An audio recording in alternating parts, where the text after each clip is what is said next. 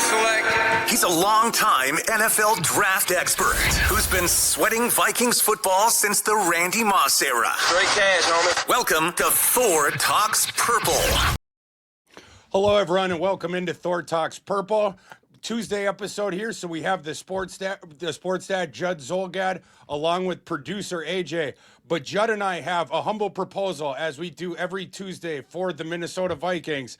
Judd, you ready to give some suggestions? Drop them into the box for the Vikings? I always am, for every sports team. Love it. I love this. I love this part of the week. We're coming off another fun one, Judd. So we have some fun stuff to talk about. I do have, though, another suggestion for the Minnesota Vikings that I hope that they're going to take. But let's kick it off with you today for your humble proposal. Okay, my proposal is this: that the Vikings find a way, and it's possible if you look at it, to keep Jalen Nailor, who's going to be a free agent, but has played very well. And I've been assuming he's gone, but let me tell you my proposal now, because just for some context here, he not only played really well against the Cowboys, he and McCarthy teaming up for a couple touchdowns on Sunday, but in 14 games this season so far, he's at 26 catches, 28 in 17 games last season is his career high. This season he has 395 receiving yards. That's 20 from surpassing the 414 career high he had in 2024. He has four touchdowns and is 3 from passing the 6 that he had last season. And he has 21 first down catches. That is 1 from passing what he did last year. So Jalen Nailor has been really, really good. And here's my modest proposal for keeping him. You don't actually have to make a decision if you don't want. Jordan Addison is still in the midst of his rookie contract. The 5th-year option for the season after next can be picked up in May. It will be. But we've talked about this, including me, in the context of, well, you probably have to trade Addison if you keep Nailor. Well, you really don't. Addison's contract for next year, it's a rookie contract wage scale. It's very reasonable. Now, could you trade Addison before his contract is up? Absolutely. And I actually think that discussion is as much about him and his off the field, how much you trust Jordan. Like, there's a whole discussion there. Not because he's not good, but his second contract, he's going to command a pretty big payday. And I think the question becomes, do you trust him enough to pay him? As far as I know, Nailor has stayed out of trouble. He has really progressed. 6th round pick from that ill-fated 2022 draft class. So my proposal is this. For 2026, you keep them both. And if you decide that you're not going to pay Jordan, then it probably makes sense an offseason from now to trade him. But I think bringing Jalen Nailor back becomes more and more of a topic the more I see him and his approach. And he's a guy that at one problem had struggled with drops. He has, if I'm correct on this, 0 drops this season. So my proposal, bring all 3 of your receivers back, including Nailor, on a fair, but I don't think it'll break the bank, second contract. Judd, I love that you've broached this. And for people out there, Judd and I, we do not share our modest proposal before the episode. Never. Judd, later in the episode, I start to ask you some multiple choice questions and we get into some discussions. Today, I actually had a choose your own adventure exercise that was exactly what you're talking about, the decision between Addison and Nailor. And so if it's okay with you, I would like to fast forward to that segment right now and walk you through it, since you've already opened the door. That's okay. I opened the door. You know what? Good. Yep, permission to treat as a hostile witness. It's my fault, so you go ahead. You can't handle the truth.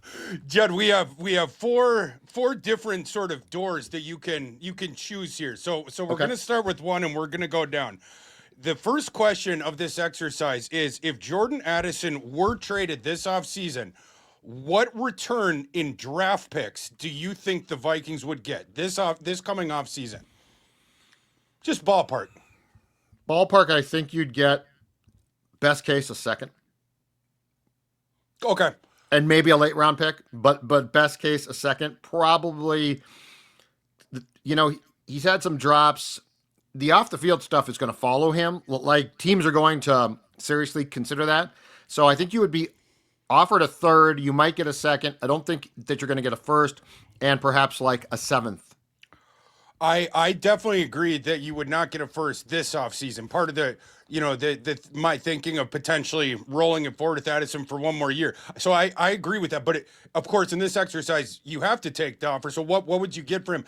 And I agree. Second, and then I think you might be able to squeeze out a sweetener in that. But Judd, would it be fair to say just ballpark second and sixth?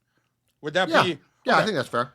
So okay, so second and sixth. The second choose your own adventure question. This exercise, estimate the contract that in terms of AAV, average annual value, that Jalen Naylor will get on the free market this offseason. And before you answer that, Judd, right now the OTC, the on the clock website, whatever they do contract estimations or yearly evaluation numbers based on how you're playing on the field.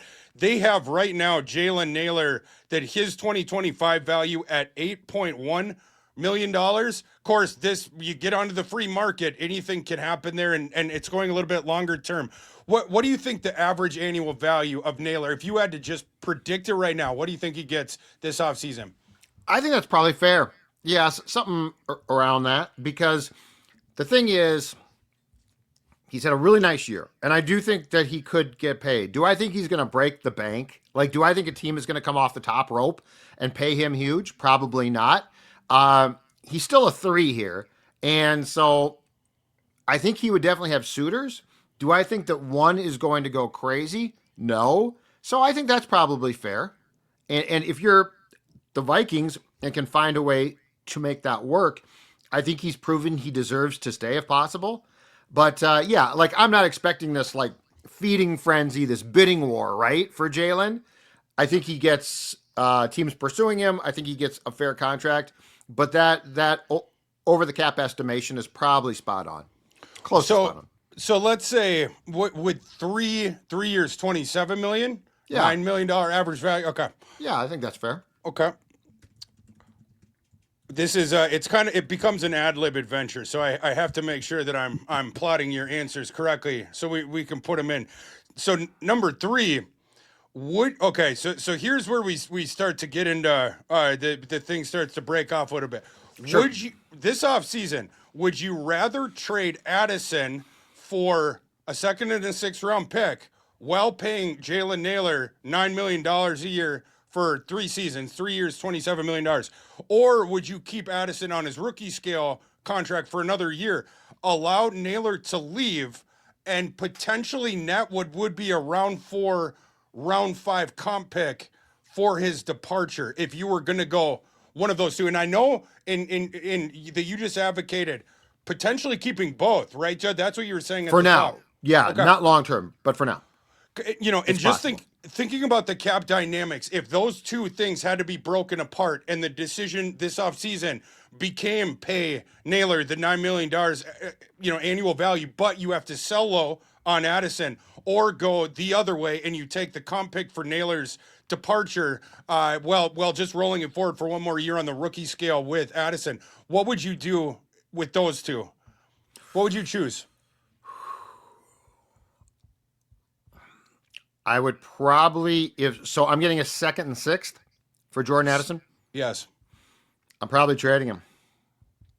I'm probably trading him and keeping Jalen, because the 4th round comp pick the 4th round's fine. A 2nd round pick is a really, really good pick. Like that's not, and I guess the thing about the one incentive potentially to trade Jordan now is you're sending him to a team with enough time left on his rookie contract that's still worth a lot, because like a team would get him fairly cheap from a financial perspective, right? So I would probably take the 2nd and 6th as opposed to try to bleed out the 4th round comp pick. Yeah, and Addison, of course, the last year, he'd be going into year 4 of the rookie deal. I'm pulling it up right now. His cap number next year is only $4.3 million. Obviously, the last year of that, This is going to be a fascinating decision. And can you keep both, based on where the cap is right now, or do you have to break it apart like this? But you could certainly roll it forward with Addison for one more year, $4.39 million dollars on his cap hit number. And then potentially after the fourth season, heading into the fifth, you picked up his option. That's where you potentially could trade him as well. Correct. But yeah, I mean, you got to make a call one way or the other potentially here. My whole concern with him, my main concern is this. Do I trust him? And I'll ask you the question. Do you trust him enough to pay him long term? Because, I mean, he's going to get a lot. Like he's not going to be cheap. So do you trust him enough? And I think he's popular. Like, I don't think I don't sense that like he's a bad teammate. But if you were the GM of the Vikings, do you feel comfortable signing him long term to an expensive contract? Jordan Addison? Yeah. No. Me neither.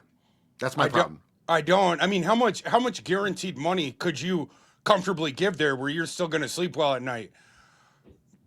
I think if he has a season next year that sort of goes back to 2024, right? Which is very plausible that he reverts back, which would be a good thing for him. I think he's going to see himself as a 1B, not like a straight 2, because I think in his mind he thinks if I hit the market, I can get paid like a 1. So he's going to want to be paid, I think, something like what a 1 gets. And if I'm the Vikings, I don't think I can do that, man. I don't think there's been enough things. And we could talk about lessons learned, right? He's learned his lesson. Well, okay, he drove his car 110 the first time. Got in a ton of trouble, wasn't drinking. The second time, though, he was. And then he went AWOL, and I'm sure there's an excuse for it. There's always an excuse for something, in London. And so that's 3 strikes right there. I can certainly afford this on his current contract. I don't feel like I can afford it. I can't pay this guy a ton, and now I'm getting phone calls at 2 a.m. from the county jail. Yeah, and I'll say as well, these concerns, some of this stuff, this was apparent at Pitt and USC as well. These were the exact questions on Jordan Addison's evaluation coming in, right? In addition to being kind of a skinnier boundary receiver, interchangeable guy like that. But like the off-field thing on his evaluation was real, and it hasn't gone away. And it's like, how many times do you have to say, like, bro, come on, this is your last chance, or you got to knock this off? And it just... The thing in Europe was ridiculous after the rest of it. But yeah, with Speedy Naylor this year, arguably on a per snap basis, outplaying Jordan Addison. If nothing else, it's really, really close. You look at the numbers, Judd. Speedy Naylor has played 542 snaps this season. Jordan Addison has played 569. Pretty analogous. Just a one sort of catch-all metric. PFF grade has 69.6 on Speedy Naylor, 66 flat on Jordan Addison. The value this year on the field, you can make the argument that Speedy Naylor has been better when he has been out there. What's your scouting report on if he did stay, Jordan did leave? What is your thoughts on him as going into or sliding into the number 2 role? I think that would be theoretically possible. I think his game theoretically could support that, but I think you're going to have to, and I think either way, if one of those 2 guys leaves this offseason, whether that's a trade to Addison, whether that's the Naylor leaving, you're going to have to draft a receiver in either one of these iterations, and perhaps earlier than your round 3 pick with Felton there. But yeah, that's. Yeah. Can Felton play? That's another question. Can Ty Felton play? We have to see here down the stretch. Yeah, like we got just the brief moonlight of him at the end of the Washington game. Yeah. But yeah, I would like to see some more Felton. We got to see Felton as the gunner. Made a nice play, and we've seen some stuff with him gunning, but yeah, he's a 3rd round gunner. A 3rd round gunner. Yeah, exactly. But yeah, I think you would have to take, you're going to, in that scenario, Judd, where you elevate Naylor to wide receiver 2, but you've acquired an extra 2nd round pick. That scenario, you'd have a round 1, 2 round 2s, 2 round 3s, including the comp pick you're going to get for Sam. In that scenario, I think potentially you have to use your round 2 pick if nothing else, on a wide receiver. And I think you could address it in that way, right? Whether that's Naylor, now you have insurance. If Naylor can't support the wide receiver 2 role, get him back to the wide receiver 3, and maybe you took a wide receiver that you like in round 2. But yeah, you would have to put some major resources back into it, I think. Were you going to say something, AJ? I was going to say, going back to Ty Felton, question for you guys here. At what point in this season, because like if they win and JJ McCarthy looks great, that's awesome. If they lose, oh well, there's really nothing to gain here other than gaining information on your quarterback, on some of these other guys. Like, when does Ty Felton, when should he be getting in the game for meaningful snaps? Like, it's tough to say, okay, bench Justin Jefferson, take Jordan Addison off the field, but like at a certain point you need to know some information on, can Ty Felton be a guy for you? You spent a 3rd round pick on him. Or at what point does it become like reckless disregard by the coaching staff to just not get him on the field? And this is right from the start. This was my plan. This is the thing that I set out. So this isn't in hindsight. I believe that they should have gotten the situation specific usage out of Ty Felton right from the start. The stuff that we thought he could do, which is shuttle the ball to him within 5 yards of the line of scrimmage and let him run. It's the thing he did on his one catch against the Commanders. That's the stuff that we think he could probably do. When you jostle Ty Felton down the field, even Big Ten cornerbacks could do this, you can really get him off of his path. And that was the issue. That's the issue with running routes down the field, right? And staying under control and that sort of a thing. The ball in his hands, that's when he can start to gobble up yards, right? It's just facilitating that ball into his hands. I don't understand why they haven't used more of that this season. We kept begging for the quick hitting stuff, for manufactured touching, for some easier looks for the quarterback, and the one that Felton had in the Washington game, that's what you would be thinking. Could we sprinkle in 1 or 2 of those per game in every game? The usage, the utility that Ty Felton gave you, I actually thought on this year's team was usable. It's not a starting wide receiver, but it's a guy that you can bring in every now and again that the defense doesn't have tape on, that you hit him in the hands within 5 yards of the line of scrimmage. You have the shot to move the chains, right, when he turns upfield.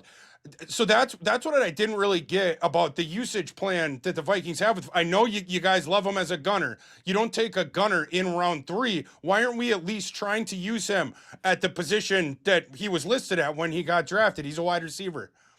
There's so many questions like that though. The commitment to running the freaking football in the last 2 games has proven what we all thought. It works. And by the way, they averaged a season low 2.8 yards per carry against the Cowboys. So it didn't really work. So what worked? The threat. Yeah. But I mean, you're bringing up, Thor, you just went down a path that we could do 2 hours on. Like JJ McCarthy is not successful now because, oh my God, he just learned everything. Now he's gotten O'Connell's game plan down and his mechanics are perfect. He's perfect. He's improved because he's getting some help here. And one of the main things is the run game. They averaged, just for the background here, in the first 12 games, they averaged 21 and a half carries per game. Okay. In the last 2, they have 62 total, 31 per game. They've gone up 10. And they averaged, again, I'll say it, a season low 2.8 against the Cowboys. So it wasn't working that well. But you know what works then? Play action, because now the linebacker has to be like, oh, they might really run the football. So you bring up one of the great mysteries of the season to me. Yeah, and Declan talked about this on the Vent Line show. I love the Declan Football Focus, the DFF with ball knower. his ball knower. Declan. Ball knower. We've declared him a ball knower. And I'm sorry for folks watching Ventline. I was texting Declan during Ventline, like, you got some of those personnel usage stats for me? Like, send them on over. Like, can I see those numbers? Can I see the 12 to 13 personnel? It's okay. No. Declan sent me the numbers. Ooh, baby. And when you add them up, you had almost as many plays with multiple tight ends on the field as he did wide receivers. Extremely close to that. And you think about McCarthy's game, love throwing to the tight ends at Michigan. But beyond that, it's the thing that Greg Olson was talking about earlier this season, where the offensive personnel usage, you can manipulate defenders on the field based on what you're choosing. So when you have multiple tight ends out there, when you have a fullback out there, instead of the third wide receiver, that's going to force a linebacker or a safety onto the field in lieu of a cornerback, right? And so you get slower defenders out there. McCarthy's got the heat ring fastball. he tends to beat the guy to the window, right? When especially when there's less speed out there on the field. You're coming off the play action, the run game's working downhill. Now the defense moves up. They don't have as much speed on the field. Now you start throwing fastballs into windows. That's the game. That's what we were begging for all fall, and we finally got it the last 2 weeks. So I know. I hope this thing can keep running. But the wide receiver, that's going to be an interesting thing, Yes. Judd. Thinking about potentially having multiple tight ends on the field going forward. Wide receiver 3, what's the value of it? And then how does that work with Naylor and Addison? Judd, for my modest proposal, I would like to go to the other side of the field. Okay. And this one, maybe not. This one isn't as feel good. So I'm gonna start with that. It doesn't bring me any joy. My modest proposal is bench Jonathan Allen at least on early downs. And if he keeps playing the way that he's playing, I will end that sentence a couple words shorter than I just did. Jonathan Allen is not playable right now. I'll give deference to the guy, the career that he's had, and certainly the contract that you gave him, trying to give him the shot. But boy, this guy has been an utter abomination of a run defender now for 3 years. 3 years. He was horrid the last 2 years in Washington and horrid to the point where they cut his run defense snaps way, way down last year, which they should have.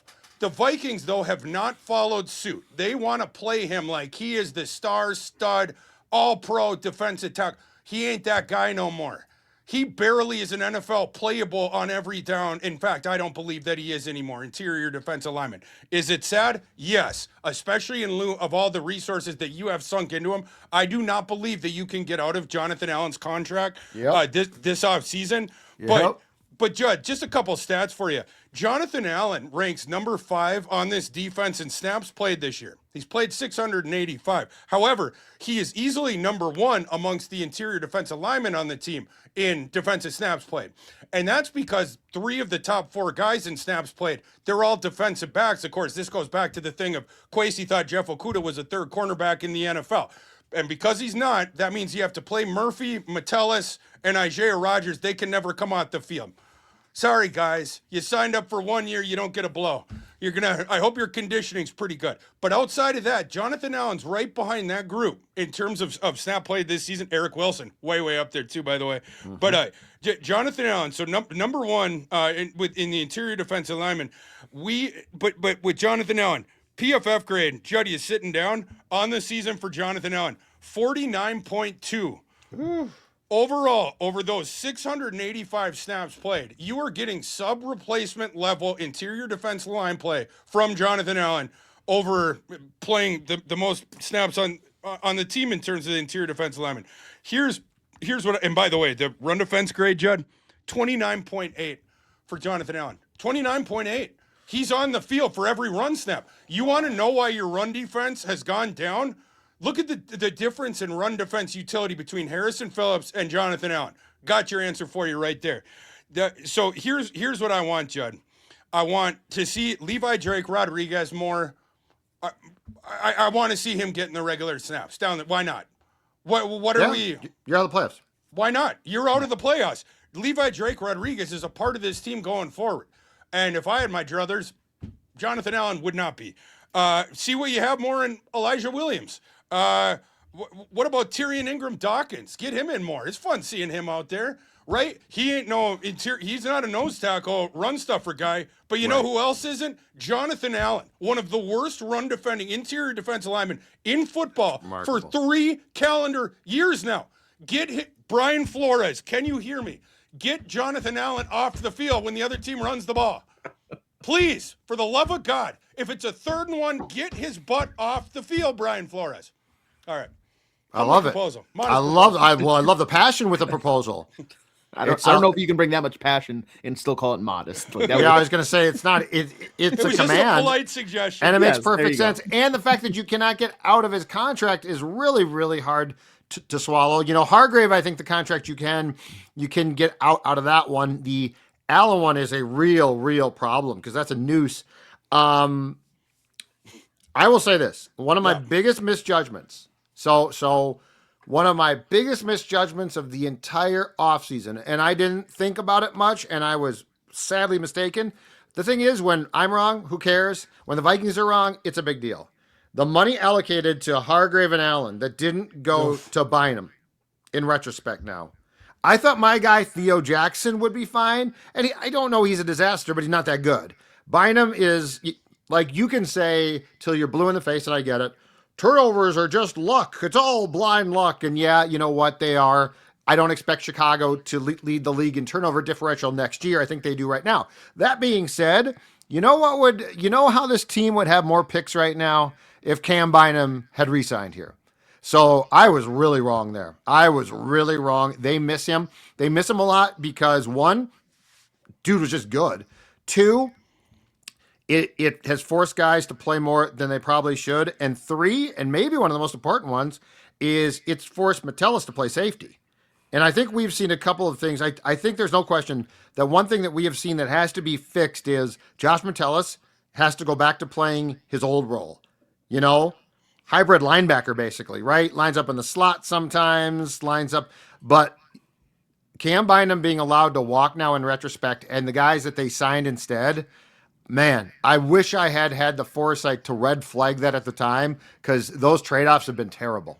I'm into all that. And the other thing you lost when everything you said, absolutely true. The other thing, it was kind of the spirit animal of the defense, right? With all the celebrations and all the goofiness with that. And I mean, I'm not going to say that's the difference in the turnovers and everything like that, but man, they were certainly generating a lot. He definitely did. That dude would have some picks. Like it wouldn't, they wouldn't lead the league or probably be close to turnover differential, but they would have more picks if Bynum was playing. I don't think that that's going out on a limb to say that. So 100%. Now, my thing with the interior defensive line for the rest of this season is certainly get Allen out the field for, I mean, cut the snaps in half. I would also cut Hargraves as well in half. He's not going to be on the team next year. Allen, unfortunately, has to be because of the contract. What Allen is still decent to mediocre to decent at is getting after the quarterback, right? That's what he is at this point in his career. So what in the offseason, this is how you address this. Yeah, you have to draft your the space occupying nose tackle, the run defender guy, to 1 year after the fact replace Harrison Phillips. That guy, take him on day 2. Dominic Orange, Big Citrus, is the guy that I keep proposing for this. But that would also enable you to take away some of the run defending snaps from Jonathan Allen going forward. The rest of this year, I don't care what the coaching staff says about the run defense utility of the young kids. I don't care. They will be better on the field than Jonathan Allen, and certainly it's better served for the future of the team to get them that developmental playing time. You just brought up a point I love, and it's going to dovetail perfectly into your expertise. And I'm not saying they're all going to hit, and I'm not certainly saying that they are all going to be immediate starters, but have the Vikings, in your time following them, have the Vikings ever been faced with a more important draft than this one? Because they've got to start to hit on guys. And I'm not talking the first round picks. I'm talking they've got to start to hit on several picks. And I'm not, and again, they don't have to start. They don't all have to start. Some of them should, but they have to be guys that are going to be core guys. And because of what's, taken place here since 2022, if you don't get that fixed, it's going to be a really, really uphill battle to continue to win. Well, yeah, I mean, it's the circumstances that they just are what they are. And then how many times have the Vikings picked in the top half of the first round in a draft where they had 10 picks total? That's been an extreme rarity during my lifetime as well. And then you have the thing of, I don't recall another season with the Vikings offseason where you go into a draft and if Kwesi is retained as the GM, where it's the microscope on those selections, and this is your last shot, man.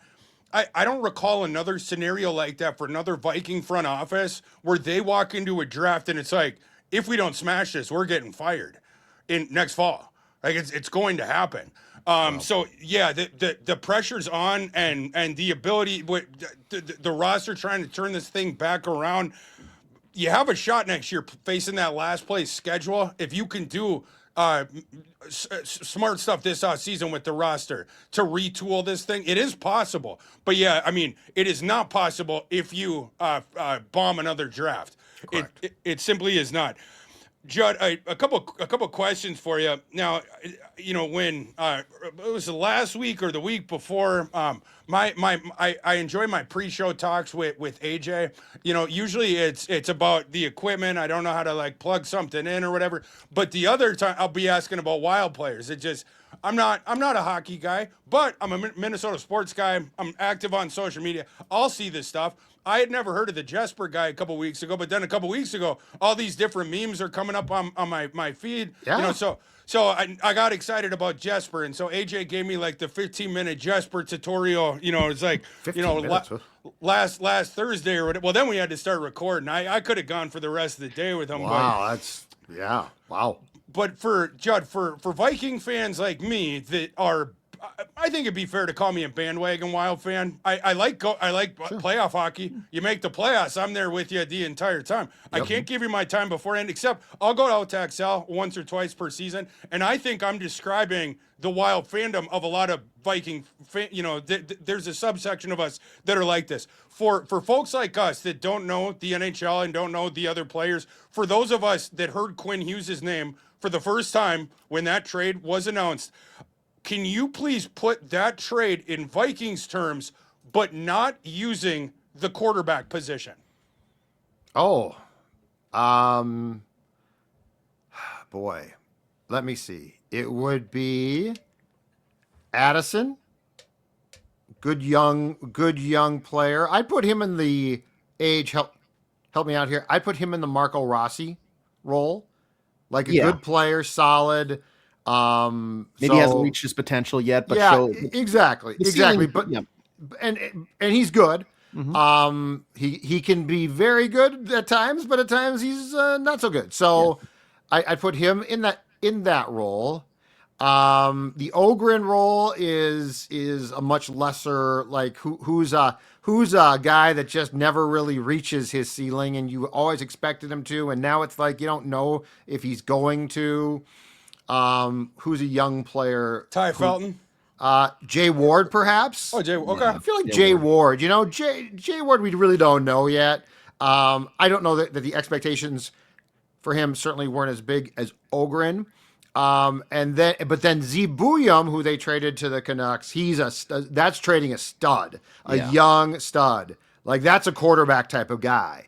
But if I can't use a quarterback, who would apply Vikings wise? Who's a really good young player? Dallas Turner? I was gonna say, I feel like you'd have to shift the roles then, where like Addison is maybe your Zebuyam with Dallas Turner being Marco Rossi, and then Jay Ward and a first round pick. Yeah, and a first round pick. And I don't know that there is I don't know that there is a Zeev equivalent here because like Turner's a first round pick, but he's been up and down. But let's just say those three sort of fit loosely the roles that we're talking about without a quarterback being included. And then you would get back, I mean, let's see here. Who's one of the... Like a Jamar Chase? Or is that going too far? No, that's pretty close. Okay. That's pretty close. I was going to say at his best, Jamar Chase is good. Is Jahmyr Gibbs? I mean, he's elite, right? He's considered elite. That's the like NFL equivalent that I've been giving people that have asked me, like, can you put it in NFL terms? I'm like, it's the Raiders trading Genty, Trey Tucker, a day 2 guy, and a first round pick for Jahmyr Gibbs. Okay. Because there you go. Obviously, look at that. Genty's going to be great. You know how good he can be, but he might be Jahmyr Gibbs at some point. But right now, Jahmyr Gibbs, he's still kind of in his prime. He's one of the best at his position, if not the best. But yeah, it's there really isn't, I don't think, like the Zebuyam equivalent on the Vikings right now. There's not. Especially if you take out McCarthy. But that's pretty close. Yeah. So that's close. And of course you would take Jahmyr Gibbs in a heartbeat because he would completely change how your offense functions. Yeah, they're calling it Quinnesota, Judd. No. I know they are. Yeah. I know they are. He's a top 2 defenseman in the entire league, man. Cale Makar of the Avalanche is the only defenseman considered, I think, by the majority of people to be better than Quinn Hughes. So it is indeed Quinnesota. And that's with Kirill. There's more star power. Let's just say this right now. There's more star power in St. Paul than at US Bank Stadium. Judd, there is one last thing that I had to ask you about today. I don't even know how to broach this. This has hurt my heart to see. Have you seen Chris Carter's comments about JJ McCarthy? Yeah, I saw some with Kay Adams, and then was he on with Dan Barrero and torched McCarthy? Barrero was referring to comments, and I don't know if they were on his show or not, but his comments made it sound like Carter just basically said McCarthy stinks. Basically, yeah. I mean, here's a quote. Carter said, "To me, he acts like a kid. He's played like a kid. We're stuck with the kid till next year. We have lowered our standards so much to accommodate him. This is what we're stuck with." Yeah, what's Carter's problem here? Like, I understand that McCarthy has not been an outstanding player thus far, but it feels like he's more personally offended by JJ McCarthy than any Viking I've ever heard him talk about. Yeah, and it's Is there an issue there? It's getting weird now. Like earlier in the season when he's struggling, it's like the pot shots, okay, Right. everyone else is taking them. It was the easy thing to do. After the last two, especially after this one, it's like he goes on Kay Adams' show. Kay Adams is teeing him up to be like, Chris, you can say something nice now, and then he trashes him again. In this one, the opening question was because Kay loves JJ McCarthy. They were on the golf course and I know. at the players thing, and Kay Adams just loved JJ McCarthy. So she was setting up she showed Chris Carter the gritty into the end zone, and it was like, oh, isn't this fun? Isn't this cool?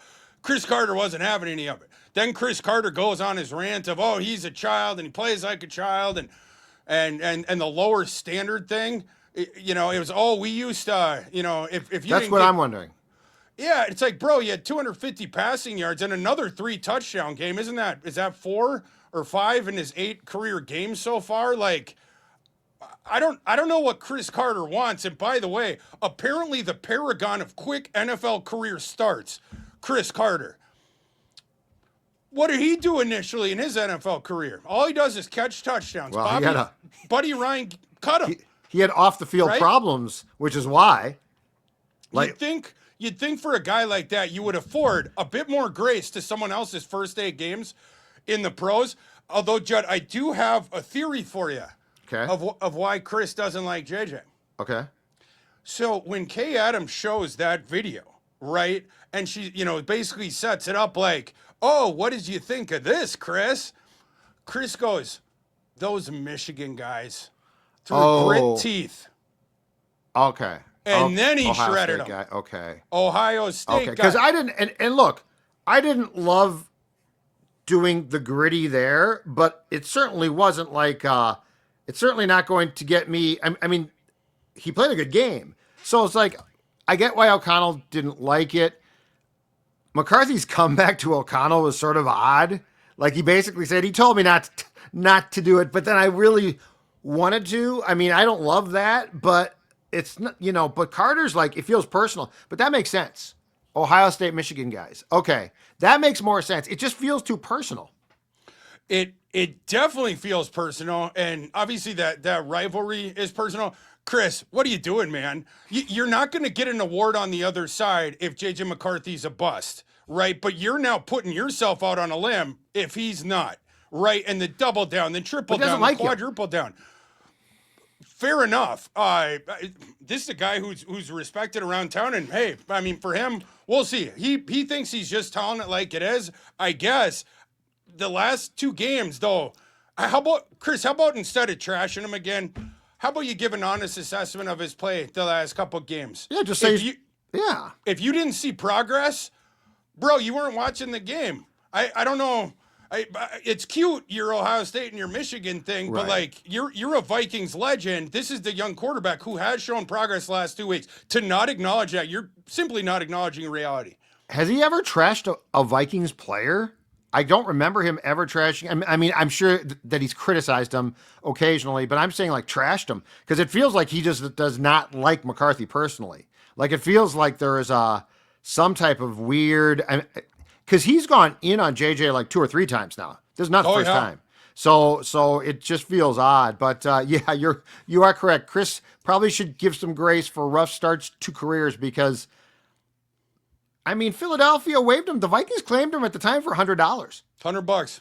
So yeah, it is weird, and he's talked about like it goes beyond the norm. You know, he didn't get me, and like he should have given me more of a chance. Like all this different stuff. It's like maybe you should be the guy extending just a little bit of grace, Chris. Yeah. And like if this is an Ohio State Michigan kind of a deal, maybe you could do a wink wink nod nod when you're saying some of this stuff. Like it's a bit confusing. And just one stat to close us out here, and this one is for you, Chris Carter, if you're out there watching. Judd, PFF grades since J.J. McCarthy returned to the Vikings starting lineup in Week 9 against the Detroit Lions. PFF grades since Week 9. J.J. McCarthy, 66.4. Sam Darnold, 62.9. There's a whole bunch of other guys. Aaron Rodgers prior to last night was in the 50s. J.J. McCarthy, in terms of that, middle of the pack since Week 9. You have seen progress. It is apparent. All you got to do is turn on the television, Chris. Well, and Chris also, if you're going to comment on this knowledgeably, you also have to comment on the changes that the play caller has made as well. Like that to me, I've been telling Phil and Dex that to me is the most important thing is the marriage there. Like, look at these last two game plans. Like we're not concerned about the leg kick now, which, by the way, I'm sure needs to be fixed eventually. But now we're not concerned about it. So he's not thinking about it. So guess what he does? Because he still has a really good arm. He throws a touchdown. I mean, when they showed the replay on Sunday night, right? I mean, his leg's flying out. But that was a laser to nailer for a first touchdown. And so, like, to me, the evolution, and my question is, okay, how much are we going to stick with this? I gave you the running statistic. How much are we going to stick with this? You know, I said this on my hottest take, Thor, on Purple Daily on Monday. The Vikings have run something, I forget, 900-ish plays, offensive plays. I said Kevin O'Connell's best play call of the season was the goal line, heavy package, J.J. McCarthy touchdown. Because it was beautifully designed. It was executed. He rarely, as I recall, is putting a sixth offensive lineman in as an eligible, but he put Brandel in. He had two tight ends in as well. I mean, dude, we did not see that. In Week 2, you wouldn't have seen that if you had given O'Connell $1,000. So my question is the progress not only from McCarthy, but the progress from O'Connell. Is this now a thing? Because if it's a thing, you got a fighting chance here. For sure. Yeah. And then how does that, if we are going to decide upon an offensive scheme going forward, if indeed McCarthy, we're going to hitch the wagons in 2026, you have the offseason now to reimagine this offense, right? And exactly how does that look in 2026? Where do you think JJ will be in his development at that time? Correct. And then in this offseason where a lot of pieces are going to be moving, you're going to be churning over a chunk of this roster, that will help to inform some of these different decisions, right? The tight end one, we talked a lot about the receivers on this show, Judd, but the decision about TJ Hawkinson, and if you moved on from him, where would you go? In a world where you always, when 50% of the snaps, you have multiple tight ends on the field, and that guy's going to be out on the field all the time, that becomes a big question of this offseason. But lots and lots of interesting things that we will continue to think about, we will continue to talk about. But that's all. It's all the time we have for today on Thor Talks Purple. Appreciate the sports dad stopping by as he does every Tuesday for a modest proposal. Tomorrow on Thor Talks Purple, it's War Room Wednesday. We will be talking about the NFL draft through the perspective of the Minnesota Vikings. Until then, rate, review, subscribe, tell a friend, tell an enemy. We appreciate you. And tell Chris Carter. Tell Chris Carter. And we will see you tomorrow.